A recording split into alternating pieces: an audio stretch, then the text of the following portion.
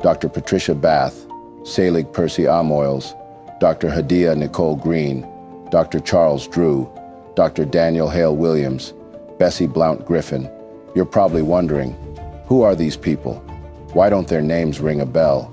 Yet, when we hear names like Joseph Lister, Alexander Fleming, Benjamin Franklin, Thomas Edison, or Alexander Graham Bell, they instantly spark recognition. We're taught their stories in classrooms, their inventions are glorified, and their legacies are deeply woven into the fabric of history. So why are these brilliant Black pioneers who made groundbreaking contributions to medicine and science largely left out of the conversation?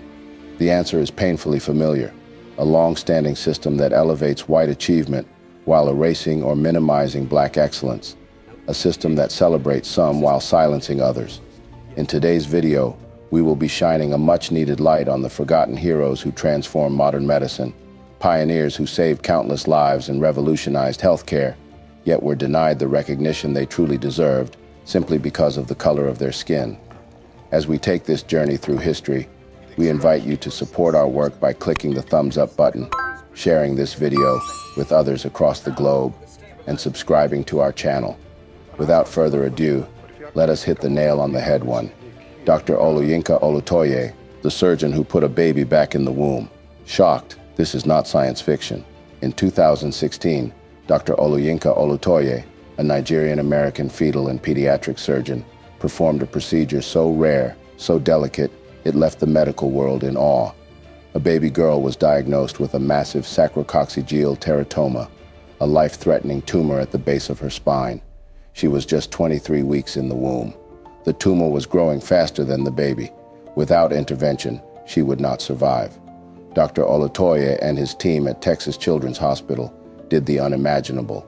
They partially removed the baby from the womb, while keeping the umbilical cord and placenta connected, performed the tumor removal surgery outside the womb, and then carefully placed her back inside. The womb was closed. The mother continued the pregnancy, and weeks later, the baby was born. Healthy, alive, whole. The baby lived, the mother recovered, and history was made. There are only a handful of fetal surgeons in the world. Even fewer have attempted this kind of operation. Dr. Olutoye is among the best, a man whose hands have literally held life suspended between the worlds. And yet, how often is his name mentioned among the greats? How often is this miracle tied to Black genius? His work proves that the heart of African excellence beats not only in music, in culture, in resistance, but in the most sacred corners of science and healing. Dr. Olutoye didn't just operate, he orchestrated one of the most delicate procedures imaginable and gave the world a new definition of what's possible. Number 2, Seyi Oyesola. Seyi Oyesola was born in Nigeria, but spent much of his childhood growing up in Cleveland, Ohio, in the USA. After graduating from high school in 1975, Mr. Oyesola returned to Nigeria and obtained his Bachelor of Science degree and, in 1986, his medical degree from the University of Lagos. In Nigeria, Mr. Oyesola was discouraged by the lack of medical facilities, especially in the country's rural areas. He was also saddened by the many people dying from common, survivable ailments and injuries such as burns, trauma, and heart attacks because basic medical care was often so difficult to obtain. In 1996, while living in the UK, where he had obtained some of his specialized training in anesthesiology and critical care, Dr. Oyesola founded a company called Practice Ventures. Practice Ventures supplies the best high-tech medical equipment and training to African hospitals. The best medical products are often the least expensive, most sustainable, and most versatile. An example is iVent, a ventilator that does not use compressed air, costs half the price of other ventilators, and, unlike most ventilators, has the versatility to be used for children, adults, and in transit. In 2005, Dr. Oyesola collaborated with Alexander Bushell, an English engineer, and co-developed Compactor, a hospital in a box that had the ability to bring surgical care to every part of Africa. The Oyesola-Bushell team was a natural one. Bushell's experiences in rural Kenya were akin to Dr. Oyesola's in Nigeria. Emergencies that could have been handled readily were not, due to a lack of access to basic equipment, Since the compact-door portable operating theater was launched in 2007, it has transformed the medical care that is available in rural areas, including those that are inaccessible by road, because the hospital in a box can be delivered by jeep or by helicopter and set up in 10 minutes. The portable hospital is a complete operating room with all the tools necessary, including defibrillators, EKG monitoring, anesthesia, and surgical lighting. It, like the products supplied through Practice Ventures, is versatile. It can be powered through standard means, but also by a solar panel, a car's 12-volt plug, or a foot pedal. It could also be customized for oral surgeries, such as the removal of wisdom teeth or used for routine operations to remove cataracts, gallbladders, or appendices. It has been used successfully for hysterectomies and even heart surgeries. The basic hospital in a box costs less than £50,000, around $77,350 US, which is 1/5 the cost of what had been available to provide the same services. Dr. Oyesola's good work and Innovator Awards for Hospital in a Box led to him being invited to give a TED Global talk in 2007. He used the platform to explain the challenging work conditions that Nigerian medical professionals face. He also noted that although basic care at hospitals is not as popular with overseas donors as anti-malaria projects or HIV/AIDS interventions, that it is an area in which much could be done, especially if undertaken with some care, rather than gifting outdated, obsolete, non-functioning, or non-reparable medical equipment. Dr. Oyesola is a strong proponent of medical professionals remaining in Nigeria and giving back to the country, although the decision to remain and serve is not an easy one given the meager salaries doctors earn.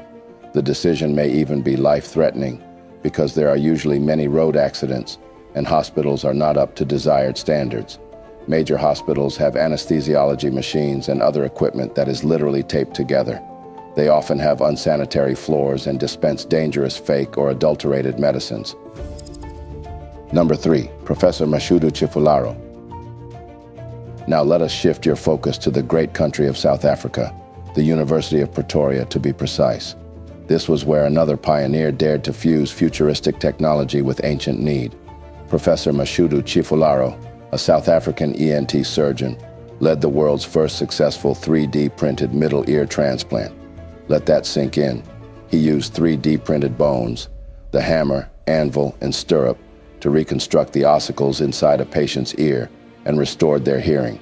Not synthetic models, not trial runs, actual printed implants used in live surgery to restore a man's ability to hear. This was not just a medical feat. It was a statement that innovation is not bound by geography or funding. It lives in the minds that dare to imagine differently. The procedure not only restored hearing, but also offered a solution for congenital birth defects, trauma-related hearing loss, and complications from infection.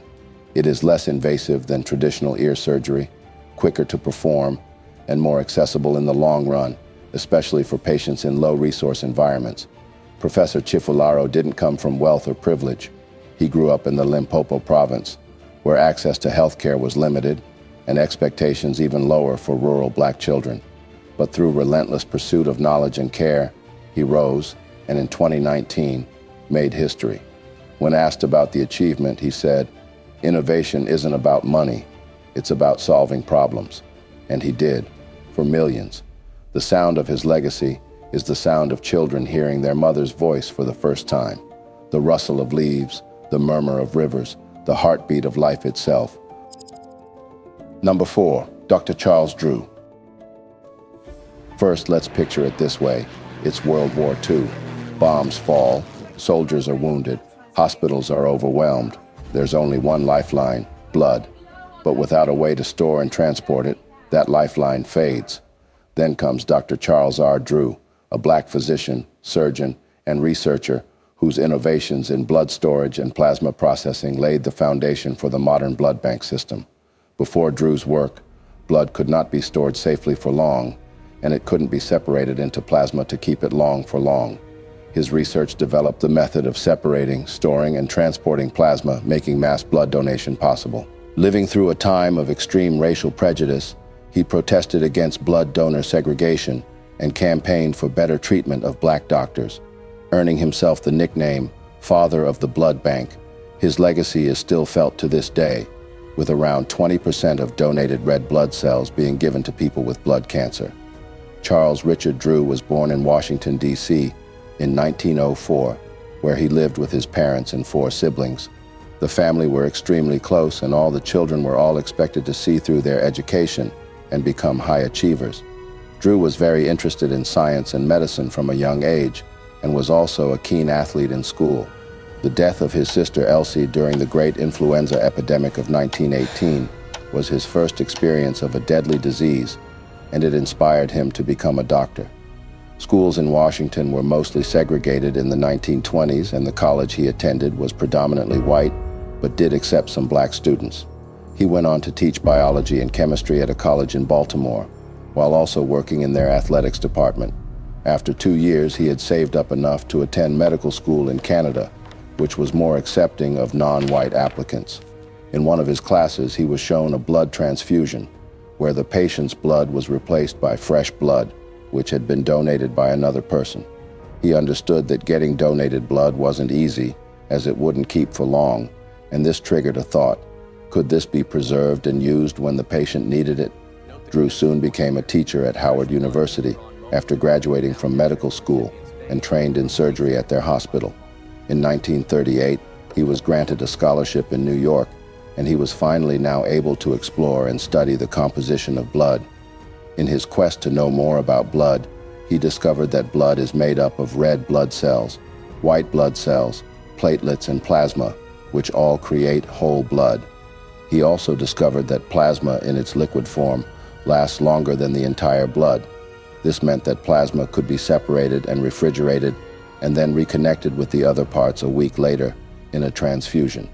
With Drew's discovery, plasma could also be donated to any blood type, and this discovery created the first blood bank, where blood from donors could now be stored till when it was needed. Drew was headhunted by British officials during World War II to create a blood bank for their soldiers and civilians. This began a huge operation of recruiting volunteers in America to give a pint of blood, where plasma was separated, stored, tested, and shipped to Britain by the Red Cross. This also led to Drew's invention of bloodmobiles, which allowed people to drop in to donate in public spaces. The donated plasma could become contaminated very quickly and become deadly to whoever received it. But with Drew's dedication and meticulous quality control, an amazing 5,500 vials of safe plasma were sent to Britain. America also entered the war in 1941, and Drew became the director of the American Red Cross Blood Bank, where he was responsible for creating blood banks for American soldiers abroad. His role here was short-lived, as the U.S. military policy insisted on firstly excluding then segregating blood from black donors. Drew protested that not only was this incredibly hurtful to African Americans, but it was also unscientific, as plasma is the same for people of all races. Ironically, he himself could not donate to his own creation. Angered by these attitudes, he resigned from his post in 1942, and this policy remained until 1950, when he was involved in a fatal car accident, which led to his death in the hospital due to the severity of his injuries at the young age of 45. This in itself is a striking and painful irony to reflect on. The very man who pioneered the modern blood donation system was forced to walk away from his own creation because racism outweighed even the value of human life. Undoubtedly, Dr. Drew's brilliance gifted the world with safe blood transfusion. Every hospital, every trauma center, every disaster relief site that depends on blood donations owes a debt to his mind. Number 5, Dr. Hadiyah-Nicole Green. A quick glance into the 21st century reveals a relentless enemy, cancer. This deadly disease has claimed millions of lives, spanning decades. The battle against cancer has been ongoing, with conventional treatments like chemotherapy being a double-edged sword. While it targets cancer cells, it also harms healthy cells, leading to debilitating side effects. But now, hope shines bright as science takes flight, with treatments that might just make the fight a precise and gentle sight. Dr. Hadiyah-Nicole Green, an African-American physicist and medical researcher, actually unlocked that possibility. Her work focused mainly on a revolutionary cancer treatment using laser-activated nanoparticles. Here's how it works. Tiny particles are injected into cancer cells. Then, using a laser tune to activate only those particles, she destroys the cancerous cells without damaging nearby healthy tissue. No hair loss, no severe side effects, just targeted healing. It's like turning on a microscopic guided missile aimed directly at disease, sparing the rest of the body. She is one of the first black women in the U.S. to earn a PhD in physics, and one of the few black scientists working in medical physics at this level. But Dr. Green is not just a researcher, she is a legacy builder. Orphaned at a young age, she witnessed firsthand how limited access to quality health care devastated her community. When Hadiyah-Nicole Green crossed the stage at her college graduation, she felt sure about what would come next. She'd start a career in optics, a good option for someone with a bachelor's degree in physics, and that would be that. Life, though, had other plans. The day after she graduated from Alabama A&M University, she learned that her aunt, Ora Lee Smith, had cancer. Smith and her husband had raised Green since she was 4 years old, after the death of Green's mother and then grandparents. Her aunt said she'd rather die than experience the side effects of chemo or radiation, says Green, now a medical physicist and founder and CEO of the Ora Lee Smith Cancer Research Foundation. Her aunt deteriorated quickly, and Green became her primary caregiver. In the last few months of Smith's life, Green says, "I saw her go from being the matriarch of our family, the glue that held us all together, to someone who couldn't walk, bathe herself, eat, or talk anymore.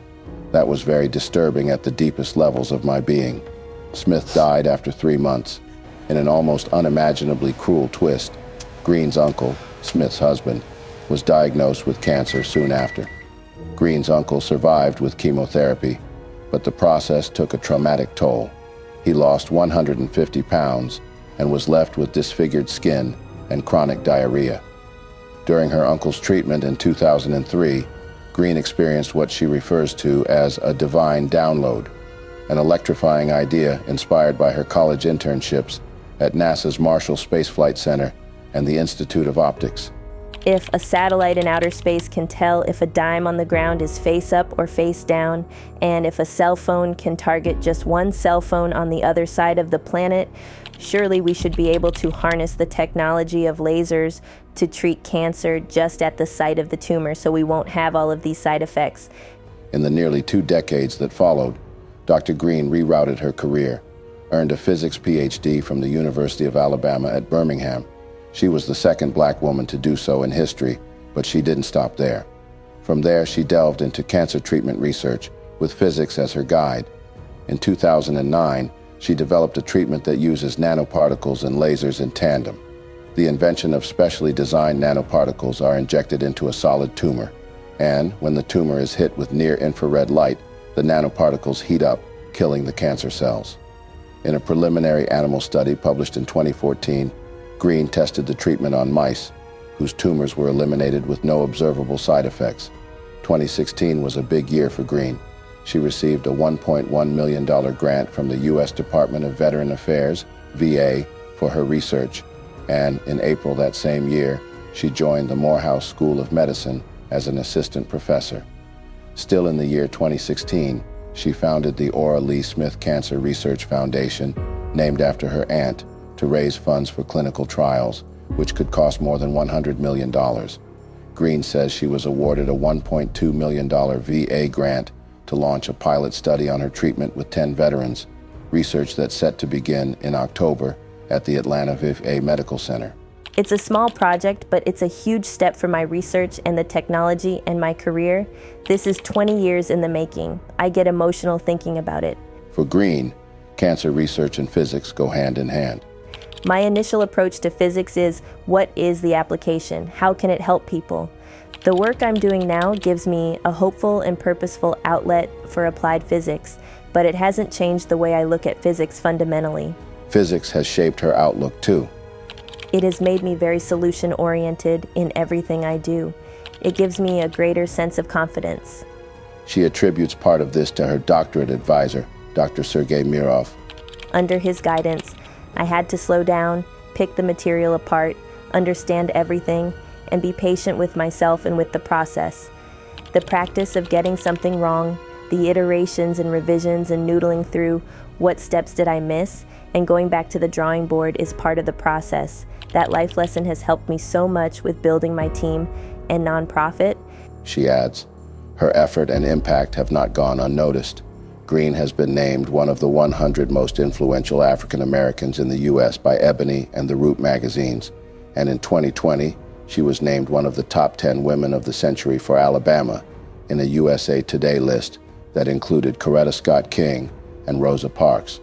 Now, Green is focused on moving her research from mice to humans, an uphill battle, as fundraising for large-scale clinical trials is fiercely competitive, especially for early-stage research. The most recent VA grant is a start. For her, the stakes are high. There is a segment of the community who feel like they are forgotten when it comes to cancer. The people who chemotherapy and radiation don't save. This gets to me. So the work must go on. Number 6, Bessie Blount Griffin. Imagine surviving war, returning home broken, not just emotionally, but physically. You've lost a limb or the use of your hands. You sit in a hospital, unable to do something as basic as feed yourself. What would that do to your sense of dignity? Now imagine a black woman, a nurse, an inventor, a patriot, watching this and deciding that her country's wounded heroes would not be forgotten or humiliated. That woman was Bessie Blount Griffin, born on November 24, 1914, in rural Virginia. Bessie grew up during a time when black girls weren't expected to become inventors, but she taught herself to write with her teeth after a childhood injury. During her 6th grade, she had to discontinue her elementary education, although she would later earn a GED after her family moved to New Jersey. She studied nursing at the Community Kennedy Memorial Hospital in Newark, while there developing a passion in the field of physical therapy, a profession that had not been formalized and established until shortly after Blount's birth. Blount attended Panzer College of Physical Education, now Montclair State University, and Union County College, where she obtained certification in physical therapy. As one of the few African-American physical therapists at the time, she blended interpretive dance, an avocation of hers, to enhance her patients' treatments. The World War II years witnessed thousands of American soldiers in need of physical therapy as they returned to the United States. Blount practiced at various veterans' hospitals, restoring physical function to wounded soldiers. Recognizing that much of the equipment in use at the time was inadequate, Blount found innovative ways to rehabilitate her patients. In particular, she helped arm amputees compensate by teaching them to use their feet. She also invented a revolutionary electric self-feeding device that allowed amputees to feed themselves with dignity. The device delivered small, timed portions of food directly into a patient's mouth through a tube, using only the patient's breath to activate it. This wasn't just a gadget, it was liberation in mechanical form. When she demonstrated the device to U.S. military officials, they turned her down. Why? Not because it didn't work, but because it came from a black woman. Undeterred, Bessie offered her invention to the French government, who gladly accepted it. That moment in many ways defined her legacy. The genius the U.S. refused to honor, the world embraced. Blount later received a patent on her portable receptacle support on April 24, 1951, 3 years after filing a patent. That same year, Blount married Thomas Griffin, and the couple would have one son, Philip. In 1952, the French government purchased the patent rights of the portable receptacle support and put it to widespread use in military hospitals across the country and in some of its colonies. This ingenious apparatus positioned Blount as one of the earliest inventors in the burgeoning field of physical therapy. Blount additionally invented a disposable cardboard emesis basin, a device still standard in Belgian hospitals today. In 1953, she was the first black woman to appear on the television program The Big Idea, which exposed her inventions to a popular audience. In 1969, Blount began a second career in forensics as a chief examiner for police departments in Norfolk and Portsmouth, Virginia. She was the first American woman admitted as a student at the Document Division of the Metropolitan Police Forensic Science Laboratory in London, England, Scotland Yard, in 1977. She maintained a private practice as a consultant to law enforcement and law firms on legal strategy and procedure until 1983. Blount also enjoyed a brief stint in journalism, made breakthroughs in research in medical graphology, held high-ranking memberships in numerous respected organizations, and was an outspoken advocate of equal rights for the marginalized. She was bestowed several honors in her lifetime, including the New Jersey Joint Legislative Commendation. Bessie Blount died on December 30th, 2009 in Newfield, New Jersey, at a ripe old age of 95.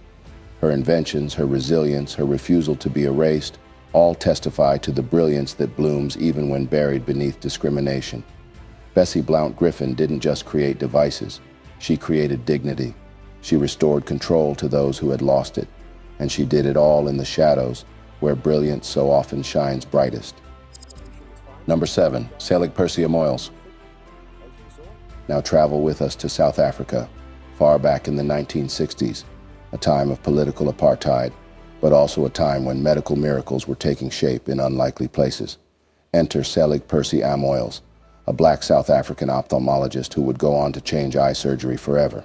He invented a technique that used extreme cold to remove cataracts and treat retinal disorders, a method called cryosurgery. More specifically, he developed the Joule-Thomson cryoprobe, a device that revolutionized microsurgery of the eye by freezing and extracting damaged tissue without making large incisions. This wasn't just innovative, it was gentler, safer, and more effective than the surgical methods used at the time.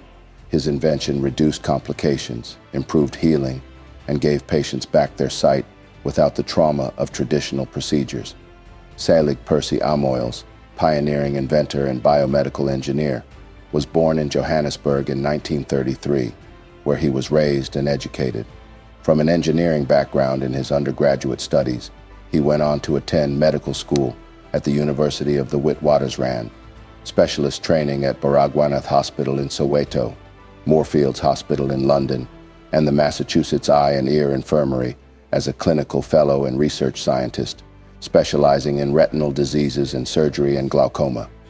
In private practice since 1969, Amoils has held hospital appointments at Baragwanath Hospital and Natalsproot Hospital on the East Rand, where, as director of cryosurgical research, he extended a range of treatments, not only for the eye, but also in gynecology, dentistry, dermatology, veterinary medicine, and thoracic and heart surgery, among others.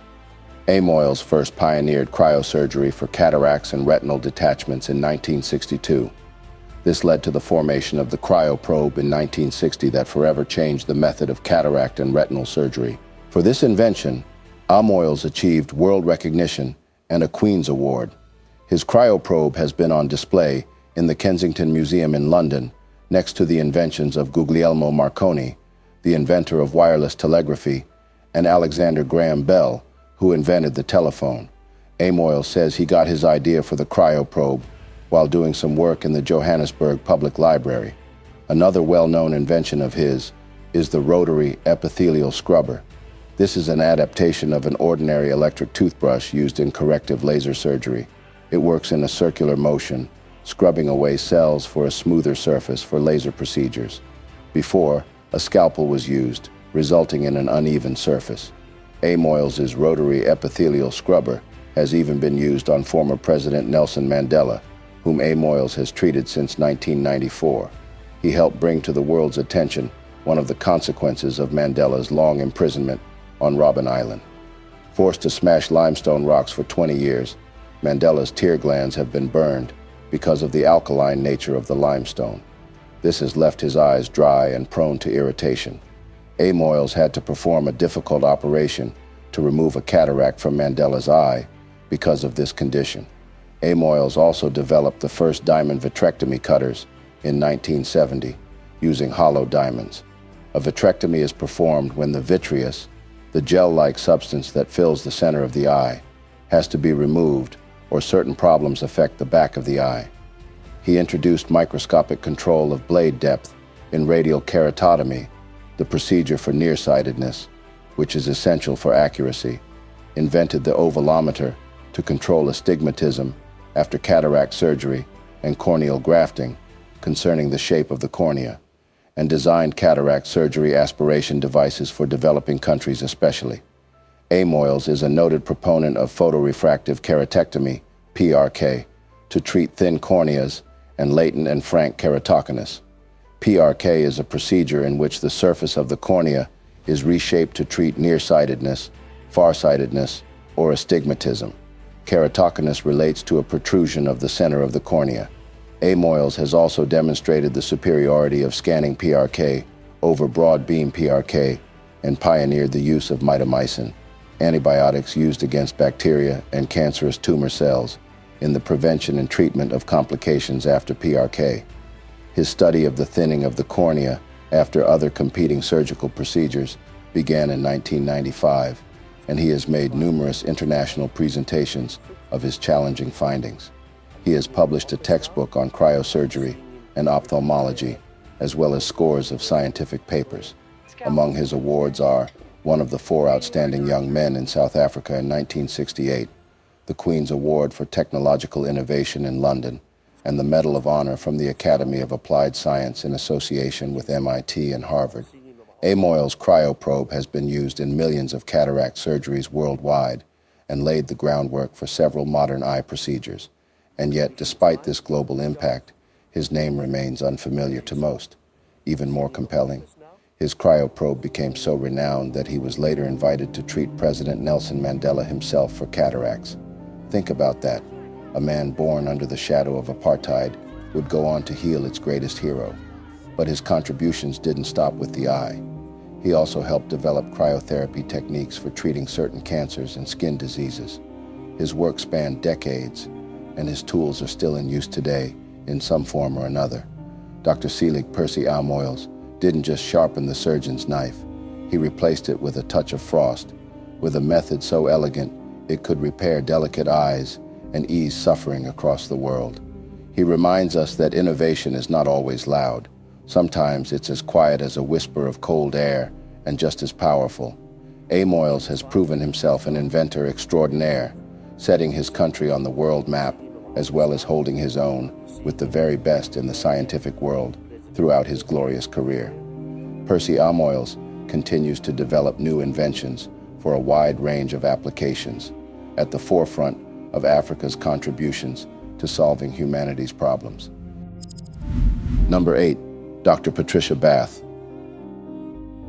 Imagine living in darkness, a world blurred by cataracts, where the simplest moments like a loved one's smile, the words in a book, the sunrise, and all slowly fade. Now imagine a device that could bring back that light, a device born from Black brilliance. Dr. Patricia Bath was the groundbreaking African-American ophthalmologist, inventor, and humanitarian who changed the way cataracts are treated forever. She invented the laser phaco probe, a tool that uses a laser to remove cataracts more precisely and painlessly than traditional methods.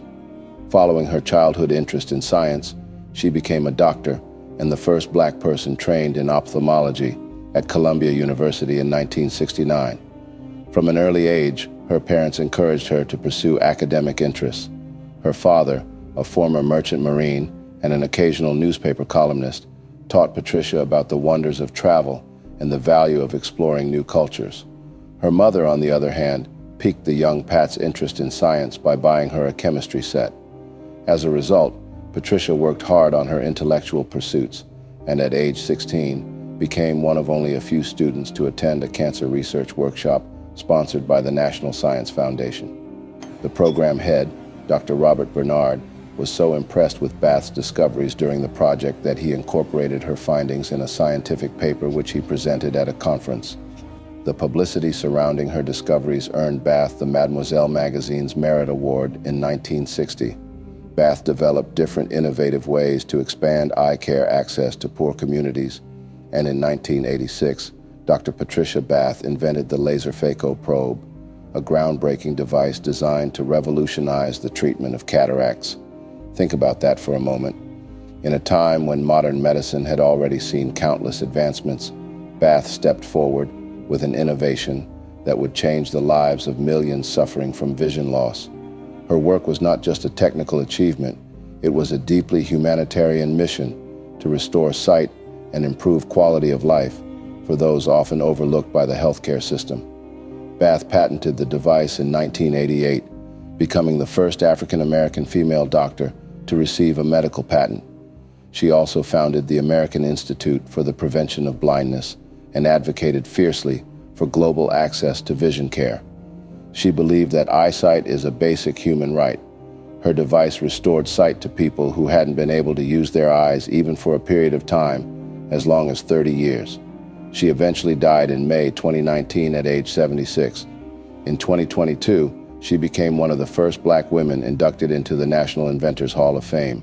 Today, millions of cataract surgeries performed around the world use methods influenced by her invention. Yet how many textbooks speak her name?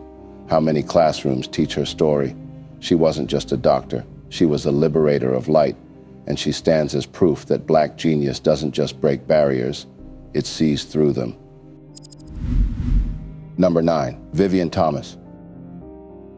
No medical license, no degree, no recognition. Yet Vivien Thomas, a Black lab technician in segregated America, would quietly become one of the most important figures in heart surgery the world has ever known. In the 1930s, Thomas was hired as an assistant to renowned surgeon Dr. Alfred Blalock at Vanderbilt University and later at Johns Hopkins. Though technically a janitor on the books, Thomas performed surgical experiments with unmatched precision. His intellect, surgical skill, and intuition far exceeded that of most physicians, and it wasn't long before his brilliance outshone his title.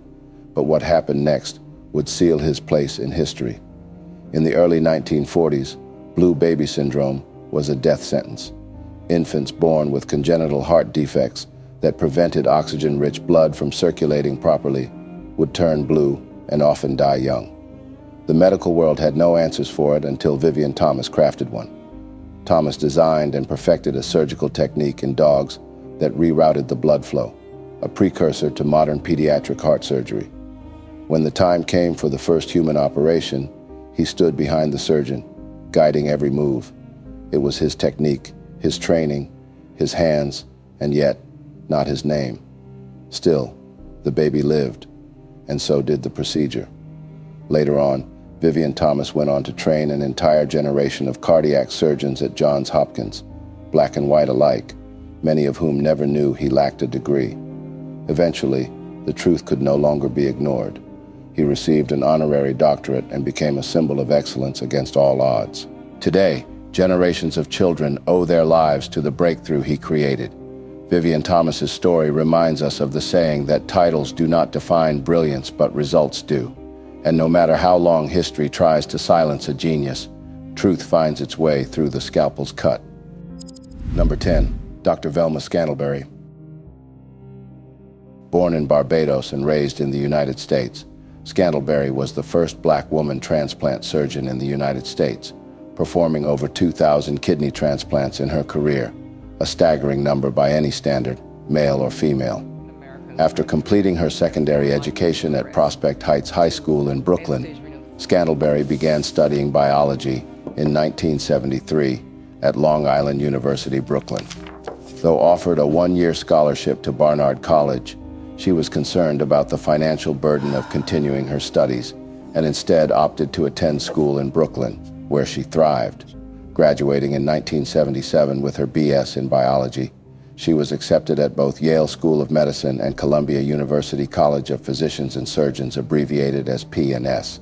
She chose to attend P&S, earning her medical degree in 1981. Despite discouragement from the surgical faculty, Scantlebury completed her general surgery internship and residency at Harlem Hospital Center, finding a mentor in Dr. Barbara Barlow, head of the pediatric surgical department. While in her third year of residency, she began interviewing to select her specialty. After meeting with Dr. Mark M. Ravitch, one of the pioneers in the use of medical stapling in the U.S. at the University of Pittsburgh Children's Hospital, she was convinced to study pediatric transplantation. In 1986, Scantlebury began her fellowship at the University of Pittsburgh School of Medicine under the direction of Dr. Thomas Starzl and spent the next 2 years in clinical work. Between 1988 and 2002, Scantlebury worked as a transplant surgeon at the Pitt School of Medicine, earning her Doctor of Surgery in 1989 as the first African-American woman transplant surgeon. But the operating room was just one part of her battlefield. As a black woman in an elite field dominated by white men, Dr. Scantlebury faced skepticism at every turn. Patients questioned her, colleagues underestimated her, but with each successful surgery, she didn't just prove them wrong, she raised the bar. Transplant surgery is quite grueling, technically demanding, emotionally taxing, and profoundly life-altering for patients, but Dr. Scantlebury understood that success meant more than a working kidney. It meant building trust, breaking barriers, and making care equitable. She noticed that African Americans waited longer for transplants, faced higher rejection rates, and were underrepresented in the donation system. So she became more than a surgeon. She became a voice for awareness, education, and advocacy within the Black community. Her work was not just in hospitals, it was in churches, town halls, and health centers, where she educated people about kidney health, organ donation, and the systemic biases embedded in medicine. To this day, thousands of patients walk the earth with new life because of her hands, and thousands more believe in the system again because of her. Number 11, Dr. Samuel Kountz. Dr. Kountz was born in Arkansas in 1930, a period of intense racial segregation. This systemic barrier made accessing quality education and health care difficult. He attended elementary through high school in a one-room schoolhouse. After graduating, the Agricultural, Mechanical, and Normal College rejected Kountz's application. Dr. Kountz appealed to the president and was admitted. He graduated third in his class. Dr. Kountz then earned a master's degree in biochemistry from the University of Arkansas. He went on to graduate from the University of Arkansas School of Medicine in 1958. Dr. Kountz's passion for surgery grew during his residency at Stanford University. He specialized in kidney transplantation, a relatively new field of medicine at the time. During Dr. Kountz's residency, he participated in the first West Coast kidney transplant. This was the first of his many achievements. In 1961, Dr. Kountz performed the first kidney transplant between non-identical twins. His success showed that transplantation beyond identical siblings is possible. In 1967, Dr. Kountz turned his attention to the donor kidney. He helped create a machine that preserved kidneys for about 28 hours after removal from a donor. It gave professionals more time to get the kidney to the recipient. This innovation laid the foundation for future advancements. Today, NKF continues to invest in new technology like this. In 2024, NKF's Innovation Fund supported 34 lives, a cutting-edge group that may further improve organ preservation. As we come to the end of this video, it is important to note that these people were not just doctors and scientists. They were visionaries who defied racism, broke barriers, and saved lives. Yet their names remain absent from most textbooks, lectures, and public recognition. This erasure is not just a loss of credit, it's a loss of inspiration. It's time their stories are told, their names remembered, and their legacies honored.